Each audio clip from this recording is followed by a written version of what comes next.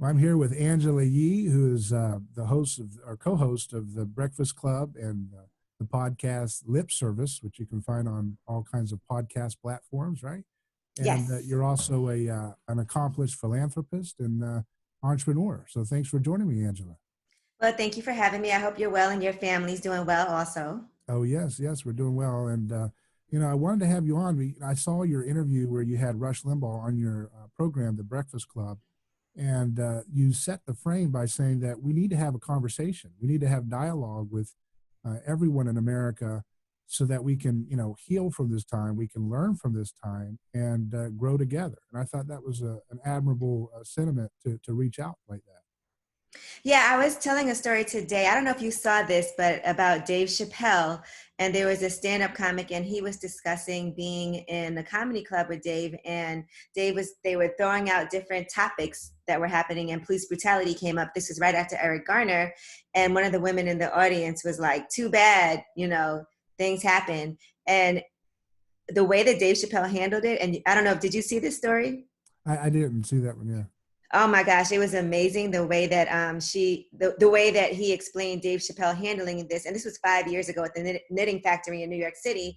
But he basically broke down different cases of police brutality. And then he told the story about a man who got shot and killed in Walmart. He was looking at a BB gun and then just looking at it that was for sale. And someone called the police. And then the police came. And instead of asking questions or saying, they just shot him and killed him. And this is all on camera. And then he tells a story about how before that happened, he had gotten pulled over by the cops, right? And, he was like, officer, I'm going to, get my license and registration. And the cop was offended, like, look, I know who you are. You're Dave Chappelle. You don't have to act like that. And he said that ended up being the same cop that shot and killed the person inside of the Walmart, later on. So he was saying you shouldn't have to be Dave Chappelle in order for cops to let you live when you haven't Right. done Yeah. anything wrong. Yeah, and there's obvious a lot of cases like that. I can think Mm-hmm. of a young man named Duncan Limp who was in Maryland, and there was a police report that he had a gun in the house, and he was shot while sleeping, shot and Right. murdered while sleeping, and that's over in Maryland, and they don't even really have an argument as to why they did it. But the man was sleeping in his bed, and they just shot him to death because there was a tip that there was a gun in the house that they didn't want to have there. And I think we see these cases far too often. But how can we use these tragedies to repent of the behavior that we're doing? My dad's a pastor. I grew up in the church, and there's this idea of repentance that you can have forgiveness, but you got to change your mind. You got to have a renewal of your mind. And our country needs that renewal right now. We need to renew our mind about the way we're treating each other if we want to grow. I think first is acknowledging that there is a problem. Some people won't even acknowledge that. Mm-hmm. Some people are like, okay, well, there is no racism and there is no white supremacy. There's no hierarchy. And that's just simply not true. There's a lot of things that we're still dealing with and having to heal from. And is definitely redlining that goes on to this day. There's, you walk down the block as a Black person and you see white people just clutch their bags and want to get off the elevator and, scream out racial slurs at you. And this still happens to this day. And it happens all the time. Like it happens so much that we don't even feel like, I think, all the time posting about it because it's just so much. And I think we're even shocked sometimes when actually people do get punished for treating us wrong. And so I think part of it is acknowledging that, yes, we do have a problem, right? And that's what you're acknowledging right now. And that's important. You can't act like there's not an issue. And then once you acknowledge that, let's come up with what are some of the things that we can do to solve that? Like I see everything that's happening. I'm in Brooklyn. And so now in Brooklyn, it's cop cars nonstop, helicopters flying overhead. There's a lot of protesters in the street. But what they really try to show on the news, I feel like, is people rioting and looting and not showing all of the peaceful protests that are really happening. So a lot of it is how we are portrayed in the media. A lot of it is that, yes, the media does twist stories around. A lot of it is, I feel like, even with our president, with Donald Trump, he says so many inflammatory things that it's just become normal. And those things should not still be normal. And he should be checked and he should have to account for those. And the fact that people can still support those racist ideologies, I think, are it's disappointing, it's crazy. What does that do for us, just how we feel about ourselves and about each other? Because I've seen videos of kids who, one thing broke my heart, like seeing a young Black girl and she was upset about her hair and saying that she was ugly. And we need to be told how valuable we are, and how beautiful we are. And the reason why this country even exists the way that it does and why certain people are wealthy is because of us. So, do you think at the heart of police brutality and the problems that we're seeing, the heart of it is racism, or do you think it's deeper than that? I think it's definitely, yeah, it is. I think that is the heart of it. I think that, and police will tell you this, and they have told you this, that they've been taught to racially profile. And just think about how stop and frisk happened. And that was really big in New York City. Mayor Bloomberg really implemented the stop and frisk, and what that was coming into our neighborhoods and not going into white neighborhoods, but coming into Black neighborhoods. And you can just randomly stop anybody. And who do you think was getting stopped the most? And statistics will prove that they were stopping Black and brown people more than anybody else. And if you get stopped, and at that time, if you had some weed in your pocket, you're going to jail. And listen, to me, weed has never been that big of a deal, right? But white people walk around and smoke weed just as much as Black people do. But the difference was back then, they weren't getting stopped and frisked like we were. And think about that, what that does if you're a child and your dad's trying to go to work and the cops throw him against the building, or they throw him on the floor and they stop and frisk him and handcuff him, and they're like, okay, you're good to go. And as a child, you see that. Does that make you feel like, okay, I want to call the cops for any reason when something's happening? We're conditioned to not want to call the cops no matter what. You could be getting robbed, you could be getting beat up, it could be a domestic violence situation. The last thing you ever want to have to do is call the cops, because you don't know how that might end. And I think that's a reality for Black people and for brown people. I don't know that that's necessarily a reality for white people. I think it is for a lot of poor Americans experience that. Duncan Lent, the one I mentioned, he was a white guy. He was shot while he was sleeping, recently in Maryland, and didn't get as much media coverage.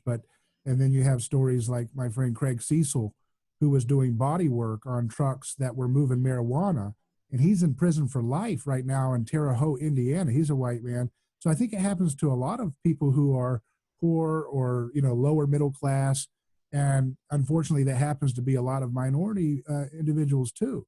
But do you think it's more that the system is stacked against those who are poor, who don't have access to a fancy attorney, and they live in a neighborhood where police don't go around and shake people down? Because I think maybe we might be able to unify the country around the idea that the system is rigged for those who do not have access to wealthy attorneys and wealthy zip codes. Well, yeah, that is true also. But I do think imagine if you are a Black person in a wealthy neighborhood, they automatically look at you like you don't belong there.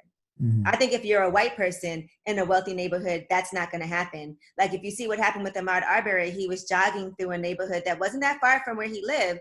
And he was looking at a house that was under construction, as many people did, as they showed on video. But he was the Black person that went in there, and they were like, he doesn't belong here. He's breaking into this house. And they chased him down and surrounded him with the vehicles and shot and killed him. And they called him an effing N-word.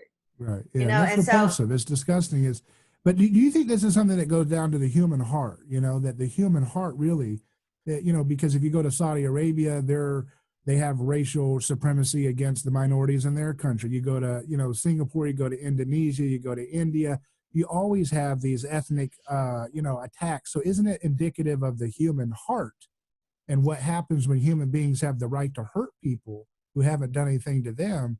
That's really seems to be the lesson I take away, that we need to stop that, right?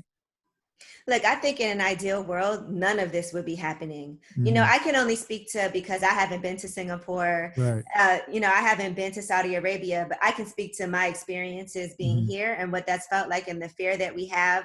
I know growing up, like your parents have to sit you down and have a conversation on what the protocol is in case the police stop you for any reason. And I know that in Minneapolis, where George Floyd was killed, they'll tell you that Black people only make up 20% of the population, but 60% of the people who end up, getting arrested or killed. So I think those statistics really show that. And I do think, I agree that there's a class issue, and in certain neighborhoods, people get treated differently. But I also do feel like disproportionately, Black people, we can be wealthy too.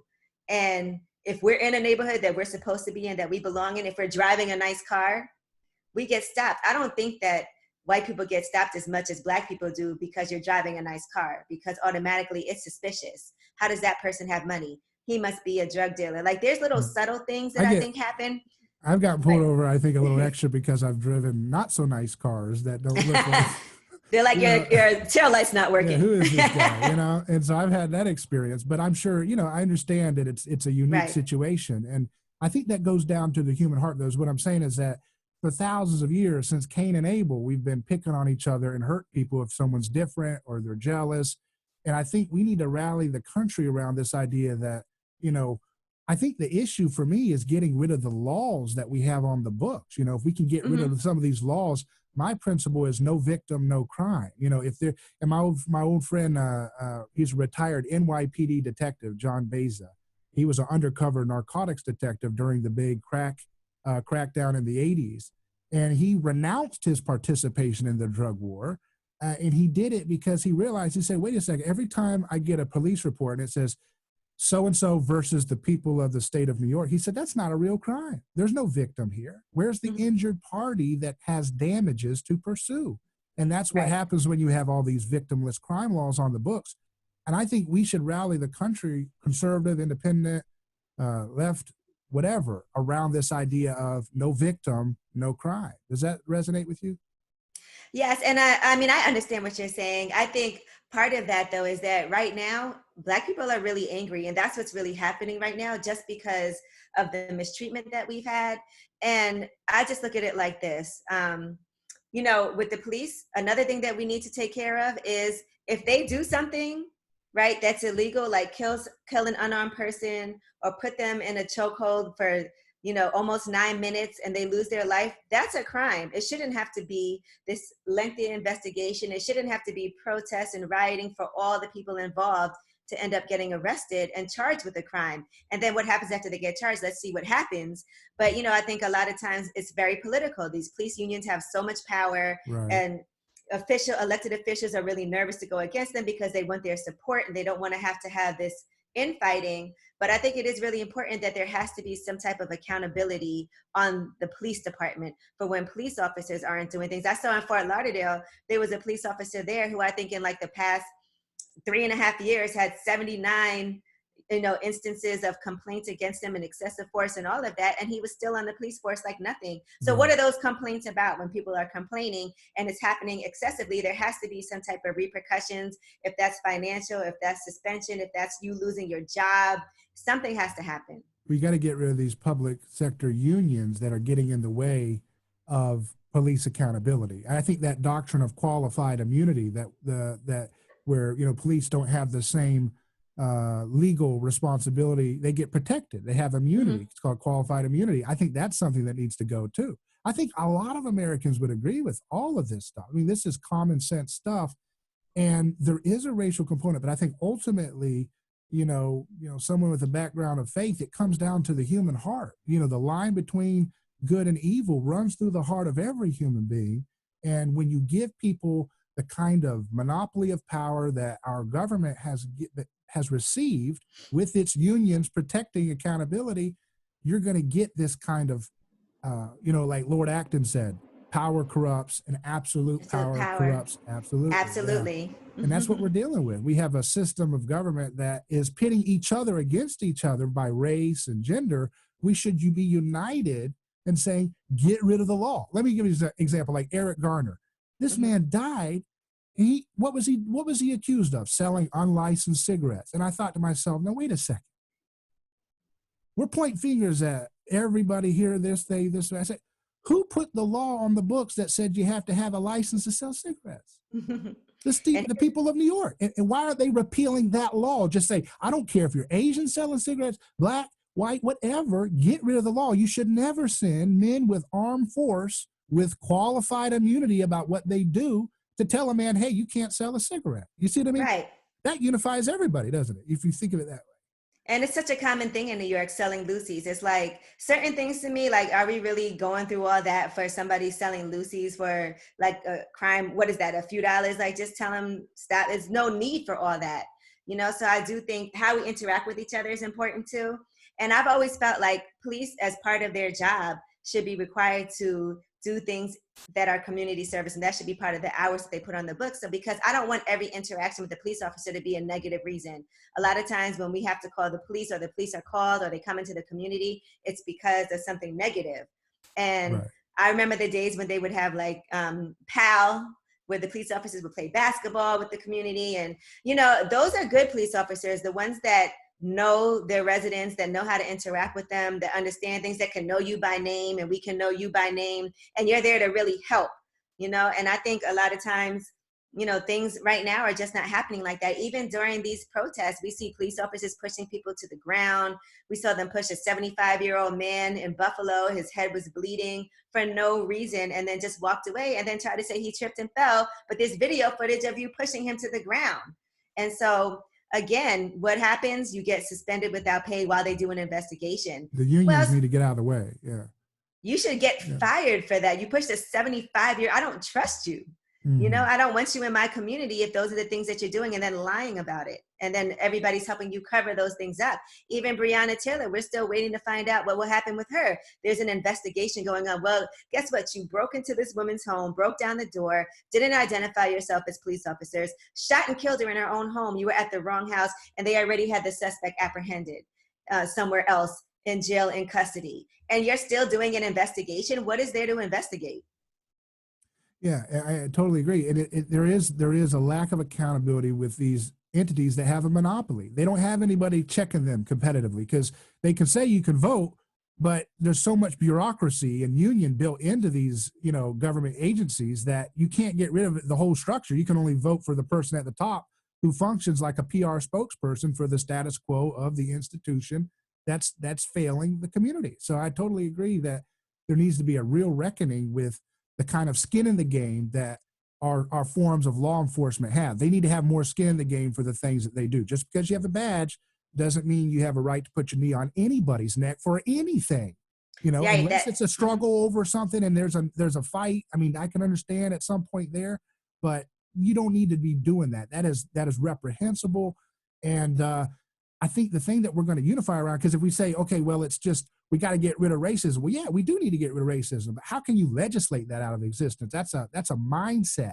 And the only way you get rid of that, I believe, is through, you know, being able to unify around common things that we all cherish. We all cherish our family, and a drug war is destroying our family. So let's get rid of the drug war.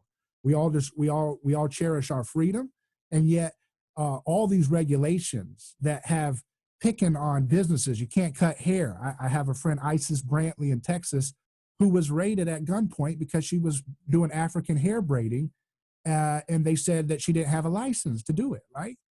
And so therefore they put her in jail for that, because she didn't have a beauty license. Get rid of the license that puts the condition for men with lethal force to come and arrest a woman for doing braiding of hair. You see what I mean? Right. And so it's the laws that we can unify around. I mean, you know, my audience tends to lean on the right, but I think if you see the same thing that I'm saying, I think we'll find there's a lot of common ground getting rid of these bad laws, and then the mindset change about supremacists. That's a heart change. You can't legislate that. You can't put a gun and say, you get your bad idea about this gentleman out of your head. You can't do that. It only makes it go underground. You know what I mean? Yeah, and I even think when we talk about drug wars, we have to look at different crises that have happened here, like when the whole crack cocaine legislations hit, and you know, so many Black and brown people were locked up, and then the opioid addiction happens, right? And instead, people are being sent to rehab. They're not necessarily getting the same punishments that people were getting for that. And I think a lot of times we feel like, listen, I'll be honest, like all of us, we're very angry about the way that we've been treated in the United States. This is what it is. Like, there's so many statistical proven things that have happened. Redlining, where you can't get into certain neighborhoods because they won't let you come in there because you're Black, or you can't get lending from the bank because you're Black. There's just so many things that happen. Even if you were the scandal that just happened with the schools, right, with Felicity Huffman, you know, going to jail because they paid for the SAT scores and for their children to get into these schools. But then you have people who live in neighborhoods where they're like, look, I want my child to go to a better school than the zone that we live in. And a Black woman got 5 years in jail Yeah. for putting down a different But do you address think, so her child could go yeah. to a better school. And it's like, but then Felicity Huffman will get like a week in jail. But do you think that the people who are throwing these awful sentencings, like they're like, oh, that's a black person, I want to destroy them. Like, do you really think they think that? Or do you think, I think it's more like poverty issue. I think they're like, oh, you don't have power. You don't have a nice attorney. I'm just going to make an example out of you and crush you. Because like yesterday I had a woman on who was there to pick up a man who's been in sentenced for 40 years for a drug charge, 40 years. His name's Chad Marks. And he was about to get early release after spending like 20 years. The sentencing judge said, my goodness, 20, you've served enough time. We're going to let you go home. And as he's about, she drove 8 hours out of her way to get this gentleman, Chad Marks. He's a white guy. And then at the last minute, the prosecutor came in and put an emergency stay saying, no, you're not coming home. He had packed up his stuff and everything. This is a white guy. Do you think like he's victimized by the same evil system that you're explaining, right? And I think it's about power and money, not about race as much for most of these examples. Do you not see it that way? Well, listen, I can tell you right now, they'll tell you that African Americans are sentenced 5 times more than white people are for the same crime. So I don't know that it's just that. I think part of it is also that if your judge is white and your jury's white and they see a white person, they might lean toward actually somebody who looks just like them, giving them a lighter sentence. Yeah. And I think people are conditioned to look at Black people who aren't Black like, oh, these people are animals and they're this and they're that and they're criminals, and we've heard that, from the president when they talk about when he said people from these ish-hole countries coming over here, or the way he talks about immigrants from Mexico and says negative things about them. And that conditions people to be like, yeah, these people aren't good. They're disgusting. And people are conditioned to think like that because they don't know better. Mm-hmm. Yeah, and that to me is, really what it is. These racial disparities from people not educating themselves to understand, like you said, these are human beings. We're all human beings. There's good and bad people of every race. Yeah. I mean, we had back in 2007, even Ron Paul, the congressman from Texas, he was a Republican. He wanted to pardon all nonviolent offenders on day one if he won presidency. And I think, what would that do if we could get rid of all of these laws at the federal level that victimize and criminalize and destroy families for nonviolent crimes? Don't you think that would be a great place to start, that we could rally? Because if you could get a Texas Republican like Ron Paul to champion pardoning all nonviolent offenders day one, not 1,000, not 100, every single person under his purview as president. And everybody said, oh, yeah, whatever, he's Republican, he's racist, whatever, get out. And it's like, well, wait a second. You would literally have more people of color free and out of the confines of federal prison if that man was elected than you did when Obama was elected, because he sat by and allowed people like Alice Marie Johnson to languish in prison, an African-American grandmother charged with some cocaine conspiracy. Meanwhile, Barack Obama did cocaine. He admitted to it in college, and he sat there going to sleep every night knowing Alice Johnson, a grandmother, was languishing in the violent system of prison. So it's like there's so much fixation on the racial division, but meanwhile, if we would just say no victim, no crime, like Ron Paul had advocated for, and I'm not saying he's the only one, I'm just saying that was an opportunity where a guy was running for president. Not even Bernie Sanders said that. Bernie Sanders said, yeah, I'll pardon marijuana. Ron Paul said everybody, cocaine, everybody, raw milk, tax evasion, Wesley Snipes, you're coming home, no victim, no crime. But we don't want that radical restitution of every victim because we want to get caught up in the left versus right. Do you see that we get caught up in that left versus right divide? I think that a good policy is a good policy no matter who it comes from. And I can acknowledge when I agree with somebody, whether they're a Democrat or a Republican. Right. And so if something is going to be great for my people, then I'm all for it. If something's great for, mankind, yes, I'm all for it. I don't look at it like that. Yeah. But I will say that it makes it difficult because I also say when Obama was in office, it was really difficult for him to get anything done because I felt like anything he tried to introduce got shut down immediately because they wanted to make a statement about the fact that he was a Democrat. He was, our Black president, and they didn't want him to do anything. And I know how difficult it was to move in that space. But he had the power to pardon Alice Johnson. and I know the inside story on that. He let the DOJ call all the shots. He didn't want to be ruffling the feathers of the DOJ, whereas Trump went around the DOJ and said, all right, Alice Johnson, you're coming out, and many others. So all I'm saying is I'm not a Trump guy. I'm just saying that I think these parties divide us artificially. And we need to, you said our people, but the human race is what's at stake here. Don't you think? Ultimately, when we stand before God one day, he's not going to say, okay, all right, who's my people? He's going to say, these are my people. Every human being is my person, right? Yeah, but And he's going to judge us by how we treat our neighbors. Do we use violence to solve drug offenses, or do we use mercy, not sacrifice? I just have a vested interest in the fact that we have been mistreated for so long. So it is going to take a lot for us. Like, we already are, you guys have a head start. Like, white people definitely have a head start on Black people, no matter what anybody has to say about that. Like, land was taken from us. We had to work, our ancestors had to work for free, for no money, to make sure that white people got money in their pockets. And then they're able to attain their generational wealth, where they have property, they have businesses that they're able to pass down generation to generation to generation. So there is definitely a head start there.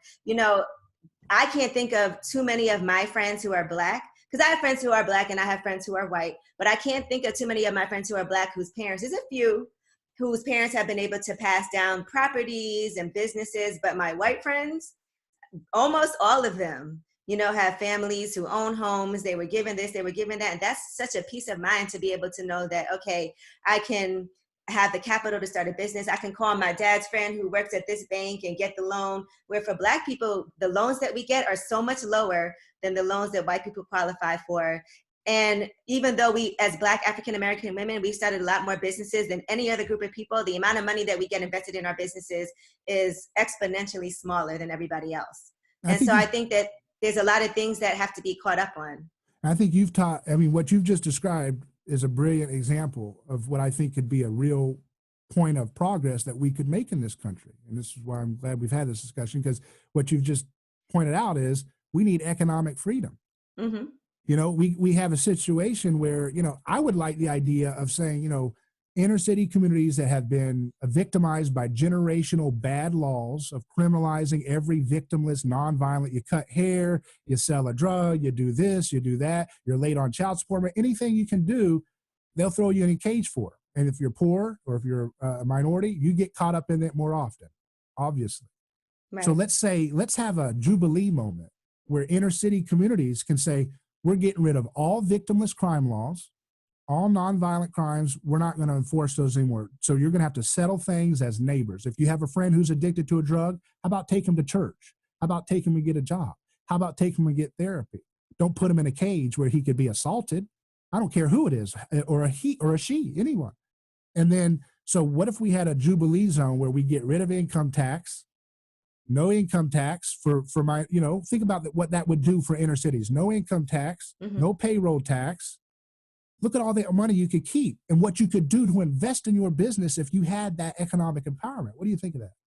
Listen, I would love for them to get rid of that. Is one thing that I would say. I think that could be a great benefit. All the taxes that we pay, I'm saying like 40% of my check goes toward taxes. And for those taxes, it's not even like I get to choose what my taxes are going right. for. Like I was reading about the monuments that they have of Robert E. Lee and how they want to now maybe take that down because, he's a Confederate war hero.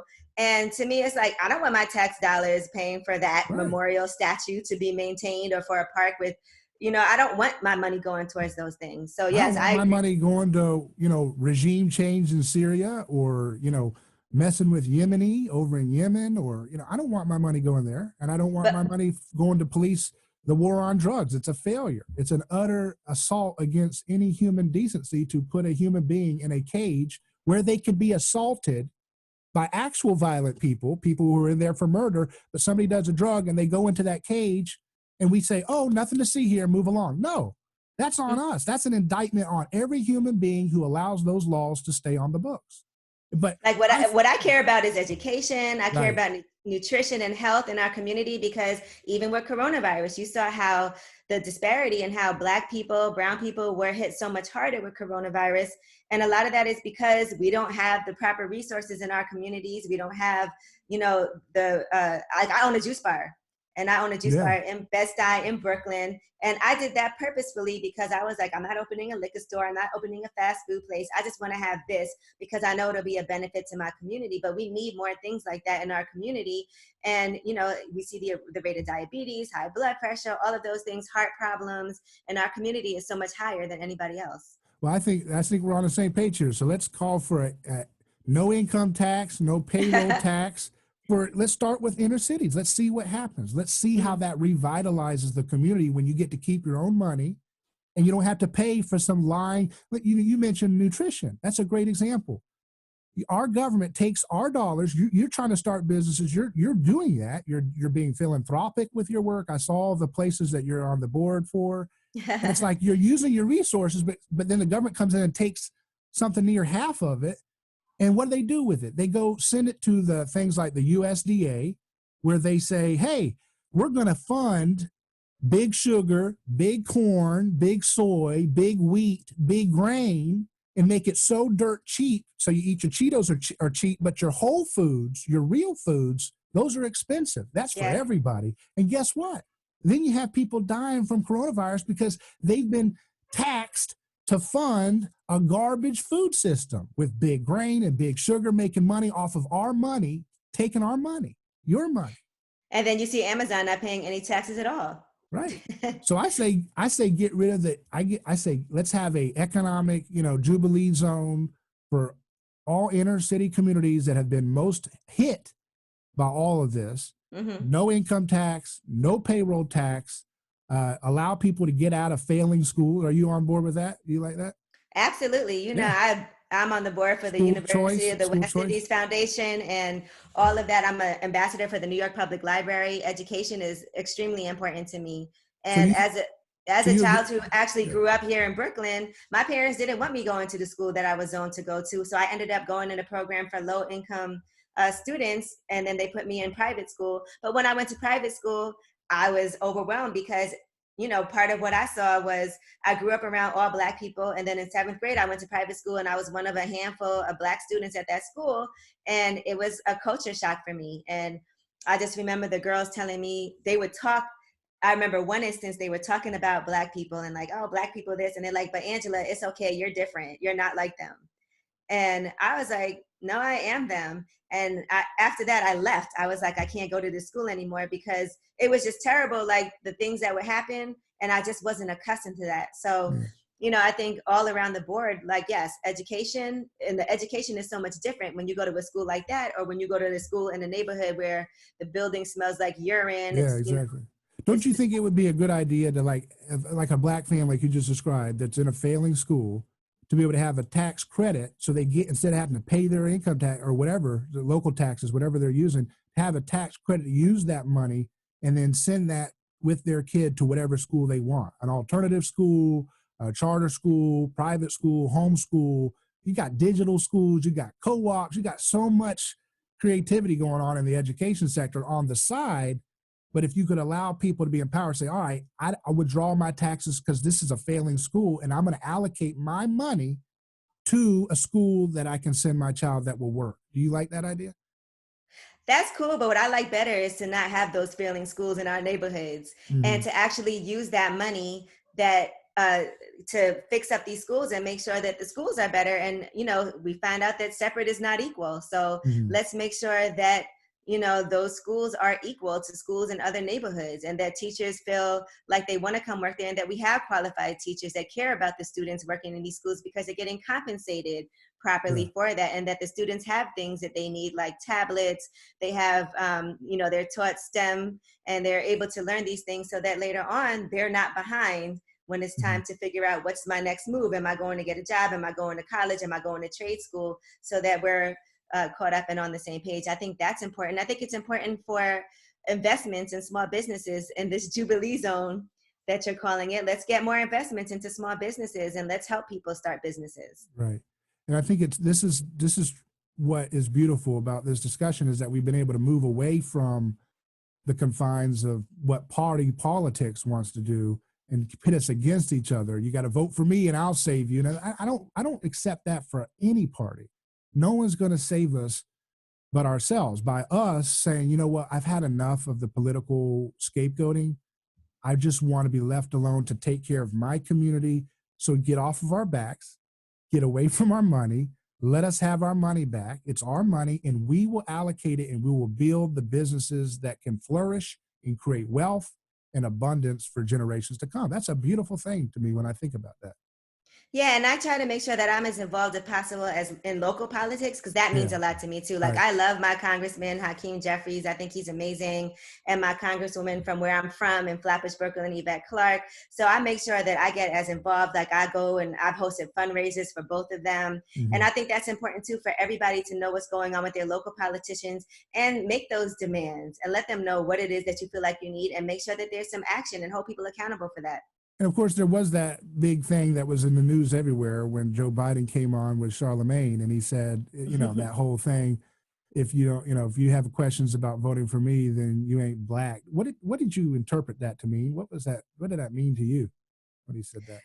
I think, I looked at it because after that, right, Trump said something about MAGA, and he said MAGA loves Black people or African American Right. people or whatever. So I looked at it like Donald Trump doesn't even look at Black people as part of his circle. He doesn't even look at his supporters or the people that he's catering to as Black people, because MAGA, that's Donald Trump's thing. So I think for Joe Biden, what he was trying to say is, because of all the inflammatory things that Donald Trump has had to say about Black people, and I think he Right. was trying to make a joke that fell flat, that was Yeah. Why do you say inappropriate. ain't? Was that being rude? You think he's being condescending or something, or just And trying I'm to be so cute? sure Yeah. that he probably heard somebody that works with him on his Yeah. campaign say that, and Right. and they probably all laughed about it, and he said that. But that's not something that you should ever really think or say. But I do believe that he did say it as a terrible joke, Right. and it didn't go over well. Because Yeah. truthfully, that is probably what we do say, like, oh, you like Donald Trump, well, you ain't Black then. I Right. mean, yeah, But exactly. like So the idea that a party could define someone's racial identity, I think is pretty disgusting. Wouldn't you agree?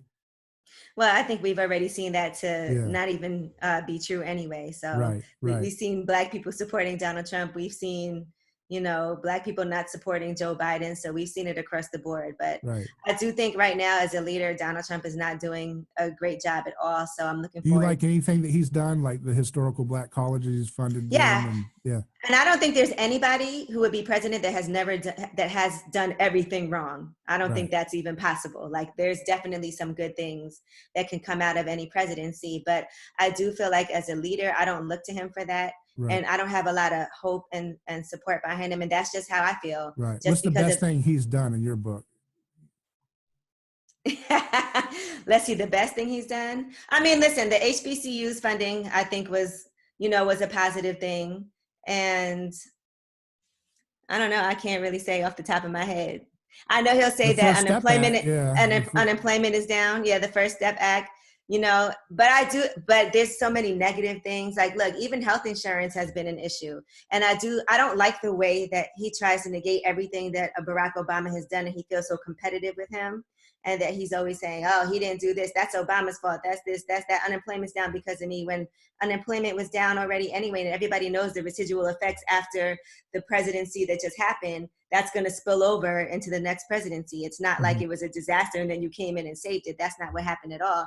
But I also think just the leadership qualities and instilling hope in us and not creating division, I think he's been very divisive. And that's been an issue for me. And even just the way that he has spoken to and about women as a woman, that hurts me.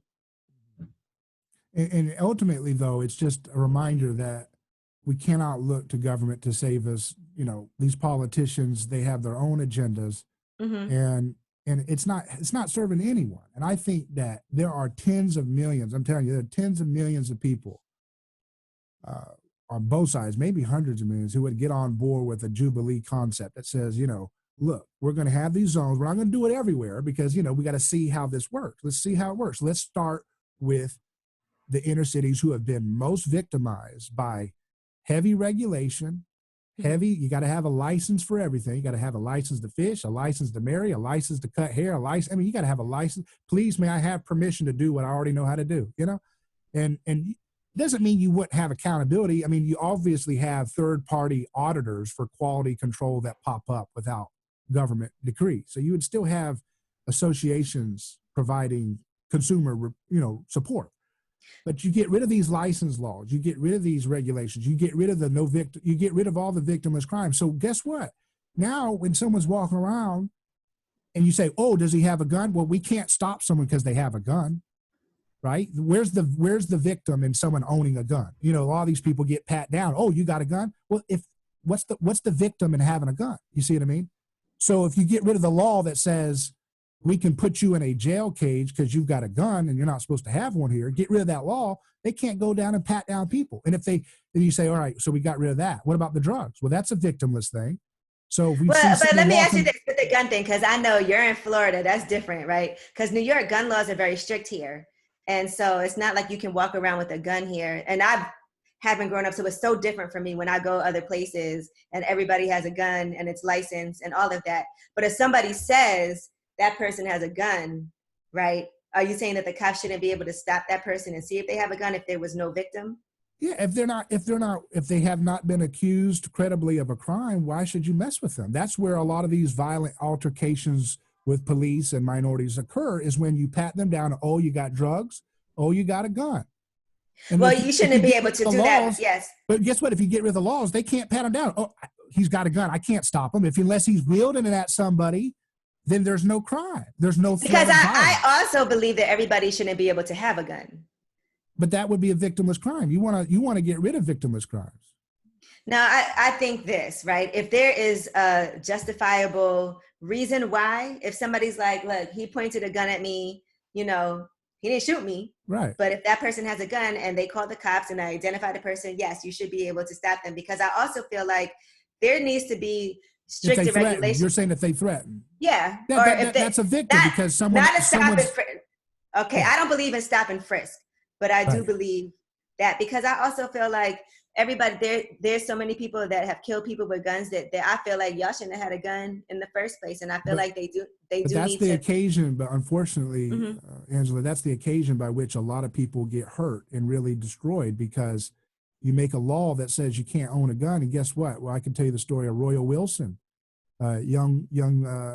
I'm not saying everybody, but I'm saying if you have some issues, right? Like say you have really bad anger issues and it's something that you've had to go and take classes for, court mandated that. I don't think I would feel comfortable with a person like that being able to get a license. But what if you had a racist employer tell, you're a black woman, oh, she's got anger issues, and then all of a sudden that's on your record, and then you as a black woman living in inner city can't defend yourself or something. I mean, if something really happened, or what if somebody's online saying I'm going to shoot up this person and shoot up the school and do this? That's a threat. So that's when I'm saying I don't think everybody should be able to have a gun. I would say to protect the vulnerable, like we're trying to do here, we need to have there actually be a threat. Like someone has to have posed a threat. I am going to do this, or they're wielding it. Then you can take them into custody because they're attempting to do violence and threatening it.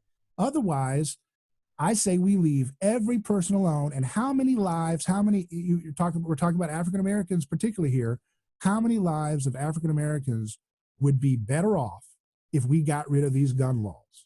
Because that's what they use as the occasion to do these no-knock warrants and these raids into homes like we had in Chicago, where Royal Wilson, 9-year-old child, African-American, gets arrested because they have a SWAT team of 17 people going in because somebody reported there was an AR-15 in the home. So there's the violence behind gun laws. We got to get rid of these laws. And so I totally agree with you that if someone's threatening violence, yes, that's an act of violence that needs to be restrained by law. But otherwise, we should get rid of these laws that someone's owning a gun. An African-American woman should be able to own an AR-15 in Chicago. You don't know what she's going through. What if she feels like a pistol's not good enough for her? Can she own that? Isn't that her right? I haven't really worked through how I feel it, like I said, because I haven't grown up around guns. Yeah. So it's a real different situation for me. Like I can't imagine having an AR-15 in my home. So that's a personal thing for me. Right. But should you allow other people to have it if that's what they want? See, I don't know about an AR-15. But what about if they live in a really dangerous neighborhood and they're like, I don't feel safe with just a pistol, but I know if I have an AR-15, those people are going to run, because I can take, if if there's a group of people trying to come into my home, you know. Like, I just look at these mass killings and the AR-15s and things like that that are used in those situations. And, you know, I feel like I believe in people's right to arm themselves. I don't know about an AR-15. That's all I'm saying. Yeah. Well, hey, Angela, I really appreciate your time. It's been a real fun discussion. I like the Jubilee idea we're working on there in real time. It's kind of like the opportunity zones in real estate. But I think we should go further than that. Go big, go real big. No income tax, no payroll tax, and get rid of these victimless crime laws. How much less policing would there be? You wouldn't. I mean, I'm telling you, it'd be amazing. And seeing the families come home, mom and dad. No, I think it's a very interesting idea, and I could see that working. I can see it working. Well, let's work on it. So I appreciate your time, Angela. It's been a pleasure. All right. Thank you. I'm glad we were able to have a conversation. Yeah, it was really good. I really appreciate it. Take care.